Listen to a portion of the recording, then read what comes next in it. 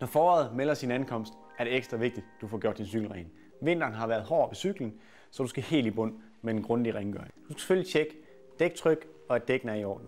Sørger du for at køre med det rigtige dæktryk, ruller cyklen meget nemmere, og du undgår de fleste punkteringer. Derudover skal du sørge for at holde din kæde og tandhjul rene. Sørg for at bruge en god børste til at rengøre tandhjulene med. Det gør det hele meget nemmere for dig selv. Brug et affedtningsmiddel, så du kan få dem til at blive helt rene. Brug en god bike wash her til at gøre hele cyklen ren i, så er den skinnende flot. Til slut skal du huske at gøre din kæde en tjeneste. Brug en god olie, så kører den rigtig godt.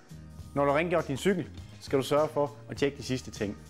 Du skal være sikker på, at bremserne fungerer, så alting er i orden. Så er du klar til det friske forår.